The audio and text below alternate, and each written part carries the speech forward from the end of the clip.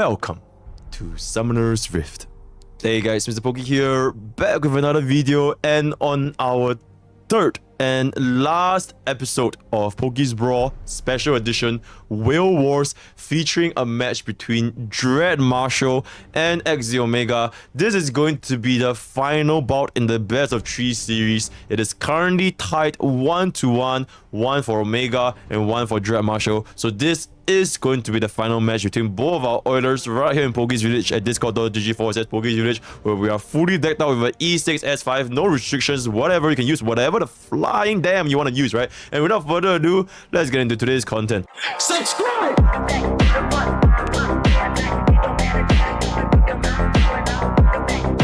Alright, so let's see. Blue team. Alright, chat. Before we begin, okay, who is blue team?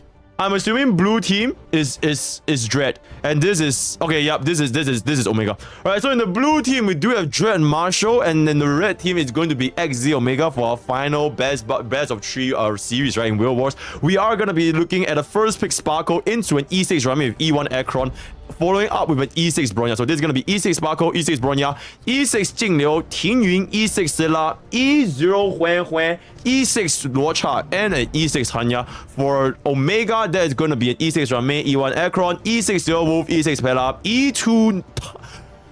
E2 Topaz with no Doctor ratio.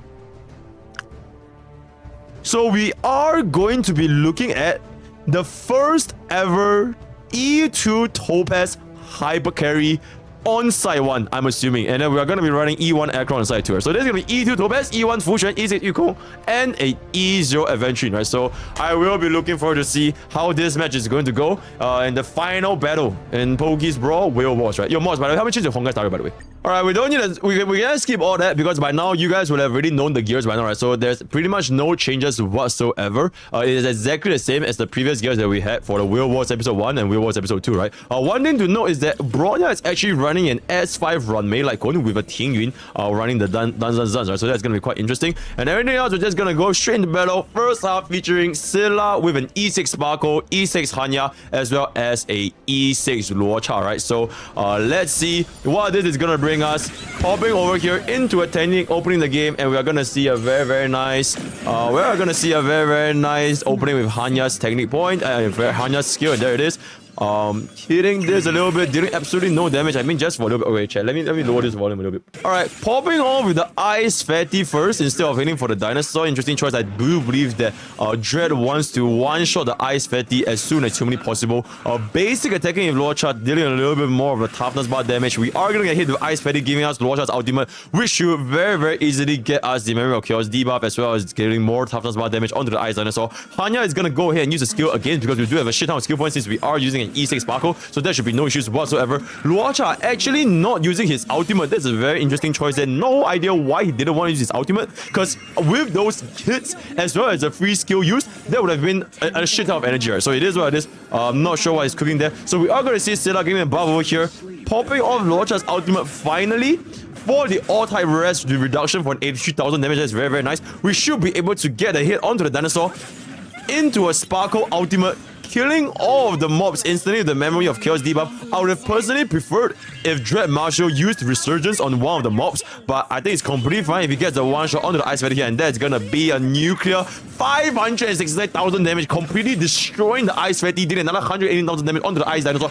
but it is not quite enough to get us the 0 cycle, unfortunately. So we are gonna be going to cycle 1 onto the first half, and then we're gonna see Silla. We should be able to get this very comfortably with the amount of skills that we have, and there it is. Because this is an E6 Silla, we do have the speed buff from the E2 into an ultimate, should be able to get it, but maybe we don't want to use the ultimate since we do have the Memory of Chaos debuff just to save a little bit more energy for the next wave, right? So now Luocha is gonna basic attack. Dinosaur is gonna still get killed from the MOC debuff, I believe. You definitely should. Ooh, not using Sparkle's basic attack here to trigger that is a little bit interesting. Again, that's completely fine, but not that much of a difference. We're still gonna get the kill and getting into the first cycle very nicely using the ultimate. I would have personally preferred if we just waited for Luocha's rest down just for a little little bit more damage, but I think that's still completely fine because Luocha is still a little bit slow, so it is what it is.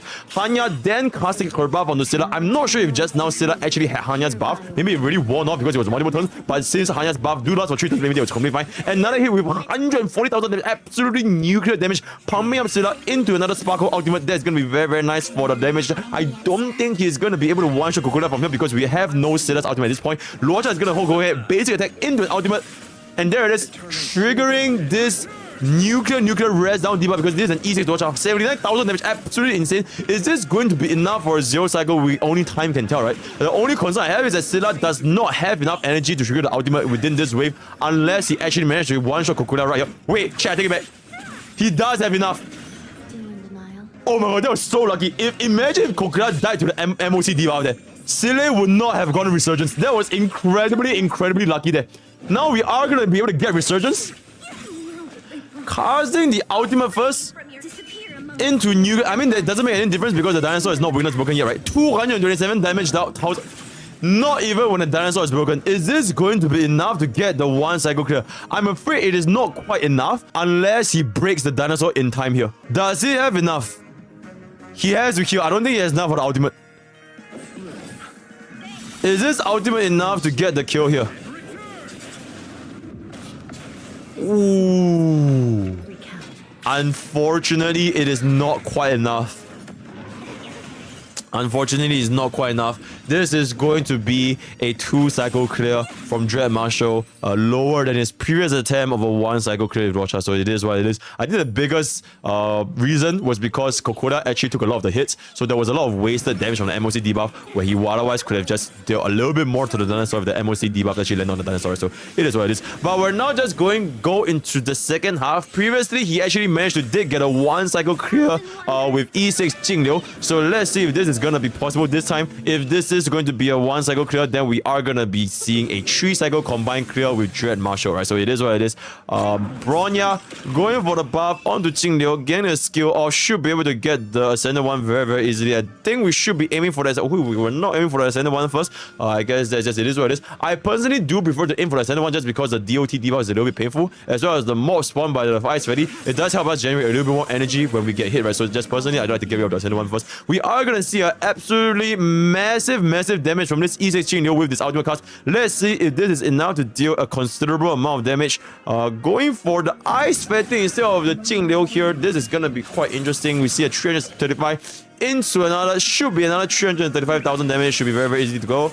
Another 335,000, very nicely down over here. Huan is going to go in basic attack and not using his skill. That is quite interesting because we are going to be basic attacking with Ting Yun there. So not sure why we did use our skill here. Going for another skill.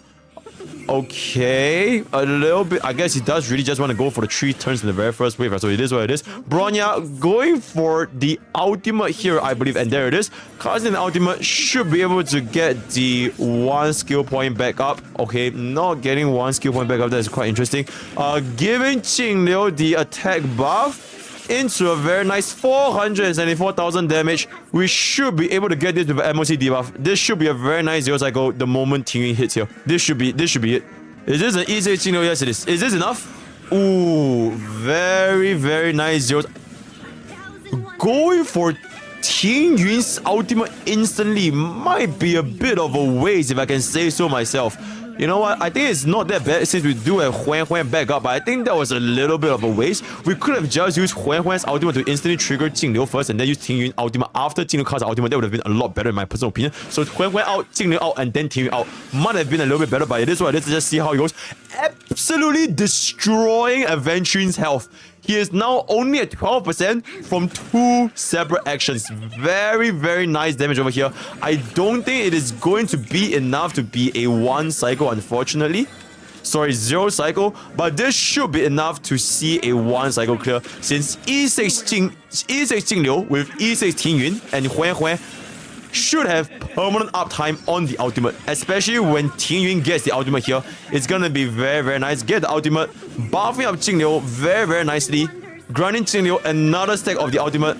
Once we do have Bronya's buff, we should be able to potentially even get a 0-cycle clear. This might be a 0-cycle. Chat, this might be a 0-cycle. Get Bronya's ultimate very nicely done. We should be able to see Jingliu, ooh, I personally would have preferred to just skill there myself and just waited for Bronya's skill first before casting an ultimate just for a little bit more damage. But okay, you know what? It makes no difference.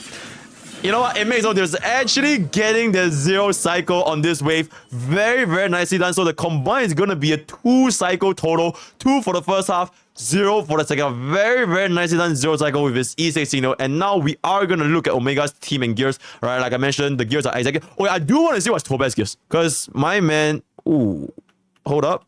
138 speed, 66% crit rate, 189 crit damage with 2.6 kill attack. That looks pretty relatable, if I can say so myself. Going for the E0S1. So this is E2S1 TOPAZ. And this is going to be the normal aventurine, running the S5 Japan Lycon. Let's play a little bit of a leak music, if I can say so myself. We are going to be having Bronya's signature Lycon. 2 Bronya's. Okay, swapping out to Sparkle signature, I guess, just to give our TOPAZ a little bit more of the additional crit rate as well as crit damage, since the crit rate is quite low at only 66%. So it is what it is. So now we are going to see Silverwolf going for the normal standard opening. Let me just lower this music down a little bit here. That's gonna be fine. And then nothing much else to see. Let's just see how the battle goes, especially with our E2 TOPAZ paired up with our E6 Rami, right? I have not seen a TOPAZ hyper carry for a really, really long time. So let's just see how this battle performs. Going for another roll here into a basic attack, not using Yukong's technique points for some weird reason. I guess it doesn't matter that much, since if TOPAZ is gonna be the 3rd unit, then whether or not Yukong opens up with her technique, then it doesn't matter, because the buff is gonna expire anyways. So Yukong is now going to go for the basic attack on the dinosaur, dealing a little bit of a considerable time. Okay, Ice Fetty getting hit for 49,000, 90,000 in general. Getting a buff up. Is this going to be enough? My main concern is how the hell is she going to deal with the dinosaur? Because the dinosaur, he is not weak to fire. The dinosaur is not weak to fire, so I have no idea how TOPAZ is going to deal with the dinosaur. Especially when it comes to the raw damage being dealt, right? Okay, very nice hit. Aventurine should be able to get ultimate here. Very, very nicely done. Dealing tough damage, breaking the dinosaur instantly. 200,000 damage with the help of E6 Rame into 105,000 follow-up. 90,000 damage from TOPAZ follow-up. I mean, honestly, the damage from TOPAZ is honestly just a little bit sad, but it is what it is. When Aventurine is literally dealing more damage than TOPAZ, that is a little bit concerning, right? So Yukong is gonna go for an skill, and TOPAZ is going to go for a skill of hers as well. 300,000 damage might be a little bit of an overkill there, because we do have Rame's break effect, so it is what it is. Going for a very clean 0 cycle on the first wave. That is absolutely insane. 0 cycle featuring E6 Rami. We do have the hit on the dinosaur to do a little bit more damage, because the dinosaur being left up alive is going to be the main reason why this team is not going to perform, especially because the dinosaur takes absolutely 0 damage from TOPAZ, especially when it is not weakness broken, right? You can see how TOPAZ, the dinosaur, a little bit unfortunate that he aimed the dinosaur instead of Cocolia, so we lost a little bit of damage, but this is what it is. Getting the ultimate back up. Aventurine going for, I believe, not using a basic attack. Interesting, I do believe that there is could have used a skill and just gamble a little bit more, but it is what it is. And now we do have Rame's ultimate back up. Casting Rame's ultimate. Are we going to see Yukong's ultimate into a skill here? Okay, using the skill, not using the ultimate yet. That is a little bit interesting, if I can say so myself. Not getting the buff. Only using the buff after Aventurine. I'm not sure if that was the correct play, but it is what it is. Very nice, 178,000 damage from E6 break, if I remember. So that's that. Are we gonna see a 0 cycle at this point? I don't think it's possible anymore. Yup, this is going to become a 1 cycle clear quite comfortably for this team, I believe. I don't think even with Yukong's help just now, we would be able to get a 0 cycle. So in the grand scheme of things, it might not matter that much. Aventurine doing 85,000 on the follow-up. Very, very nicely done over here. TOPAZ is going to go ahead and deal 1,000 damage, breaking Cocolia, instantly killing him without E6 Rame. And this is going to mark the end of this for a very, very clean 1 cycle. So the target to beat for Omega right now is going to be 1 cycle. If he can get a 0 cycle clear with an E1 acheron, then this is going to be game. If we can get a 0 cycle with E1 acheron, this is going to be game, right? So E1 acheron, E6 Silver Wolf, E6 Pela, and E1 S1 Fusion. So let's see if our E1 acheron can accomplish this. Getting hit so far, Fusion and Sustain should not face that much of an issue. Getting hit, summoning the goons, getting a basic attack in. We should be able to see... not quite enough for Pella's ultimate. That is a little bit unfortunate there because Pella didn't manage to get the defense down, so we might lose quite a little bit of damage. And now we finally get our Pella's ultimate back up because by the time has already passed. I'm not sure if this is going to be a 0 cycle anymore because we are running a little bit low on slash dreams. I don't think it is quite enough to apply enough for this cycle, so we might not be able to zero 0 cycle. Ooh, I really don't think this is gonna be it. Unless our E-State Silver can pull some crazy shit here, it is quite likely going to be a 1 cycle for the first wave. Getting hit here, Tian Yun with the ultimate, very easily sustaining herself, bring her back up very nicely, and then we are actually going to have the ultimate back up. From trend of wait, is Fusion on trend? Did I miss that? Was Fusion was not on trend. Okay. Blood just has have enough then. MOC debuff? Okay. Holy shit. That was actually... Wait, let me just see what the hell actually contributed to our 6 stacks here. So we have 2 stacks. Into a Pella ultimate for 3 stacks. Acheron is gonna skill for 5 stacks. Silver Wolf for 6 stacks. And then... Oh, Silver Wolf, Pella of... Okay, this is 6. 7. And then 8. And then this is gonna be 8. Wait, what led to that final stack? Okay.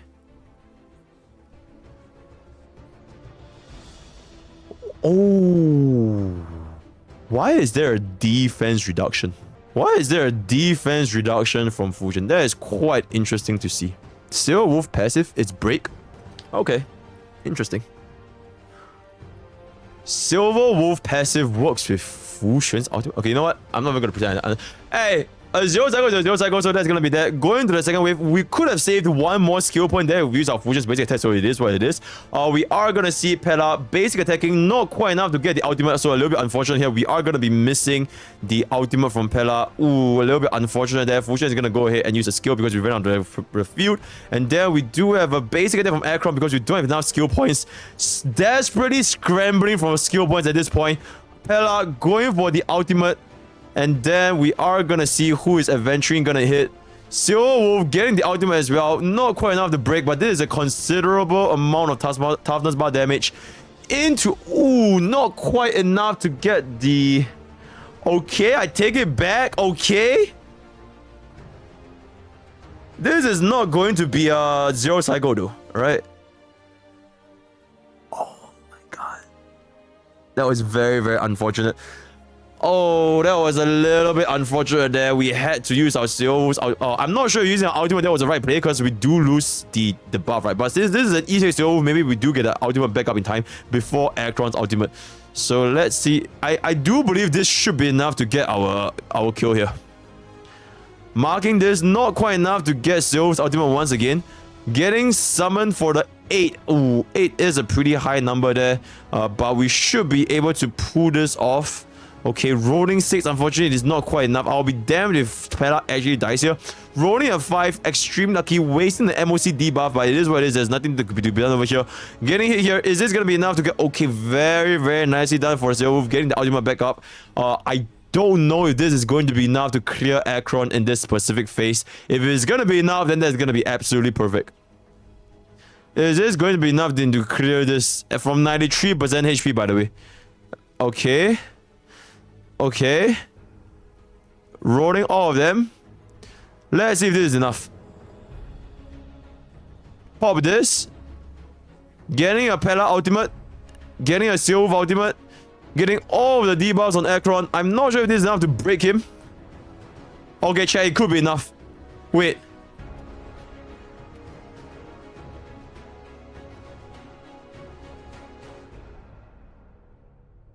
Pella's ultimate came after Acheron. Let's see if Sarah gets punished here. Let's see if Sarah gets punished here.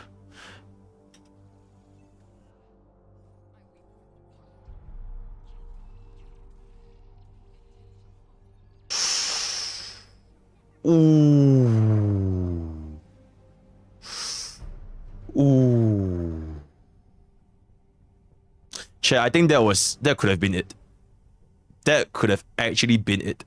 with the defense down, with the increased break, that might have been enough to get the clear here.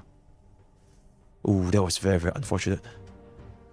And now we are gonna be going for the 3 cycle clear with our acheron. Yeah, this is definitely gonna be enough at this point. Yeah, Pella just basic. Okay, skill, it doesn't matter. Sail Wolf.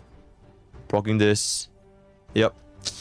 Ooh, and that, ladies and gentlemen, is gonna be the end with Sarah on Omega's account doing a 3 cycle against Dread Marshall. And with that, chat, we finally came to the end of our first ever Whale Wars featuring Dread Marshall against Omega, who is piloted by Sarah's account. Dread Marshall, against all odds, when he lost the first round, he actually managed to come back with a 2-1 victory against Sarah Abyss Cow on Omega's account. Yo, congratulations, Dread Marshall. You have won absolutely nothing but my utmost respect and the first ever winner in Pokke's Brawl Special Edition Whale Wars. Absolutely brilliant. Let's see if we have an end screen over here. I don't think we have an end screen, so it is what it is. And so with that, we have come to the end of our content today. If you want to engage in any kind of discussions yourself, or you want to participate in the Whale Wars, right? Feel free to hop on to our Discord at discord.gg/Pokke's Village. We're a very active community on a daily basis. Want to check out my stream? That's twitch.tv/Pokke's, youtube.com/Pokke's. I'm streaming every single day. Share it out there. So that's all we have today. All the best for your adventuring and Arlecchino pools, and I'll see you guys next time. Take care.